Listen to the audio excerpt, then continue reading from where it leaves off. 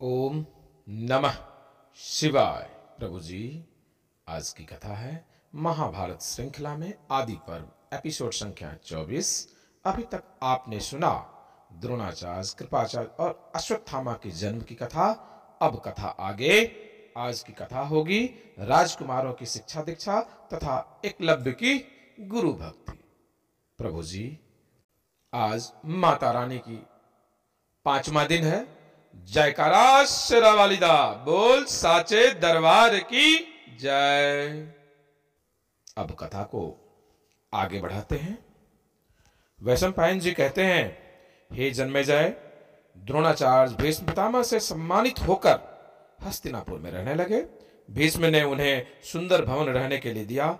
वे धृतराष्ट्र और पांडु के पुत्रों को शिष्य रूप में स्वीकार करके धनुर्वेदों की विधि पूर्वक शिक्षा देने लगे। उस समय उनके शिष्यों में यदुवंशी तथा दूसरे देश के राजकुमार भी थे। सूतपुत्र के नाम से प्रसिद्ध कर्ण भी वहां शिक्षा पा रहे थे। अर्जुन के मन में इस विषय की घोर बड़ी रुचि और लगन थी। इसलिए शिक्षा, बाहुबल और उद्योग की दृष्टि से समस्त शस्त्रों के प्रयोग, फुर्ती और सफाई में अर्जुन ही सबसे बढ़ चढ़कर निकले। द्रोणाचार्य अपने पुत्र पर विशेष अनुराग रखते थे। अर्जुन ने वो इस बात को तार ली और इसी से उनकी शिक्षा दीक्षा गुरुपुत्र अश्वत्थामा से किसी भी अंश में कम नहीं रहा। एक दिन भोजन करते समय अंधकार में भी हाथ को मुंह के पास जाते देखकर अर्जुन ने समझ लिया कि निशाना लगाने के लिए प्रकाश की आवश्यकता नहीं है, केवल अभ्यास की आवश्यकता है। रात में अर्जुन की प्रत्यंचा की टंकार सुनकर द्रोणाचार्य उनके पास आए और अर्जुन को हृदय से लगाकर कहा, बेटा, मैं ऐसा प्रयत्न करूंगा कि संसार में तुम्हारे समान और कोई धनुर्धर ना हो। द्रोणाचार्य के शिक्षा की कौशल कला देश देशांतर में फैल चुकी थी। दूर दराज के राजा और राजकुमार आने लगे।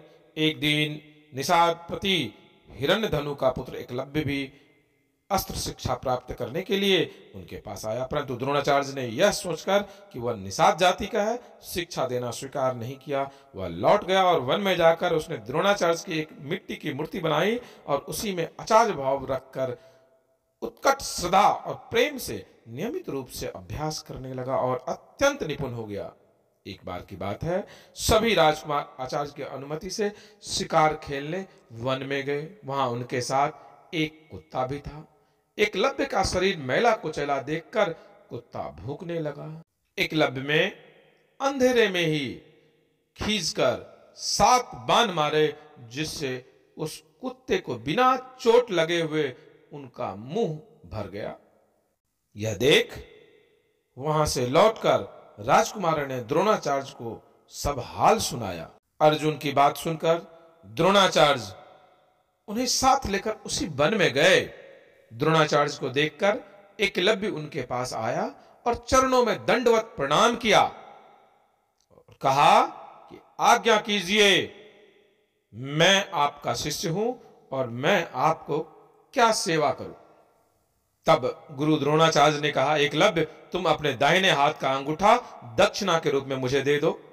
सत्यवादी एकलव्य ने अपनी प्रतिज्ञा पर डटा रहा और उसने उत्साह तथा प्रसन्नता से दाहिने हाथ का अंगूठा काटकर गुरुदेव को सौंप दिया। इसके बाद उसकी वाहन चलाने की सफाई और फुर्ती नहीं रही। एक बार द्रोणाचार्य ने अपने शिष्यों की परीक्षा लेनी चाहिए। उन्होंने एक नकली गिद्ध बनवाया और वृक्ष पर टांग दिया और कहा कि गिद्ध का सिर उड़ाने के लिए उन्होंने पहले युधिष्ठिर को आज्ञा दी। पूछा कि युधिष्ठिर, क्या तुम इस वृक्ष पर बैठे गिद्ध को देख रहे हो? युधिष्ठिर ने कहा, जी हाँ, देख रहा हूं। तब द्रोण ने कहा, क्या तुम वृक्ष को, मुझे और अपने भाइयों को भी देख रहे हो? युधिष्ठिर बोले, जी हाँ, मैं वृक्ष को, आपको और अपने भाइयों को भी देख रहा हूं। द्रोणाचार्य ने कुछ खींच कर झिड़कते हुए कहा, हट जाओ, तुम यह निशाना नहीं मार सकते। इसके बाद उन्होंने दुर्योधन आदि राजकुमारों को एक एक करके वहां खड़ा किया और यही प्रश्न किया।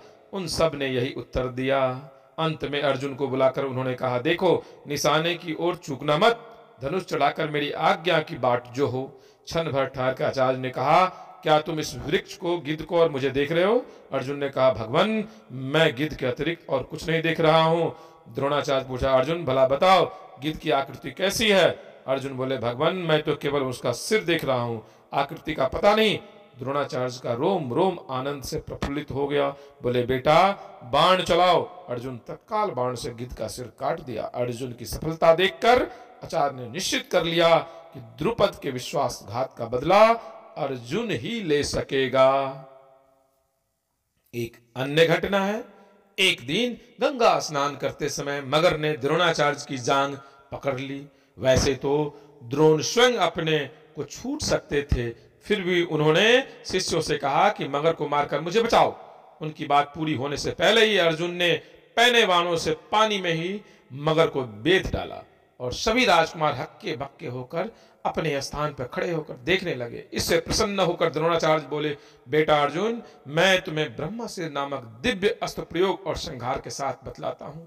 यह अमोघ है, इसे कभी किसी साधारण मनुष्य पर न चलाना। यह सारे जगत को जला डालने की शक्ति रखता है। अर्जुन ने हाथ जोड़कर अस्त्र स्वीकार किया। द्रोणाचार्य ने कहा, अब पृथ्वी पर तुम्हारे समान कोई भी धनुर्धर नहीं है। प्रभु जी, आज की कथा यहीं विश्राम देते हैं। आगे की कथा पुनः आगे। प्रभु जी, आपको कथा कैसा लग रहा है यह कमेंट्स में अवश्य लिखिएगा। मिलते हैं अगली वीडियो में, तब तक के लिए ओम नमः शिवाय।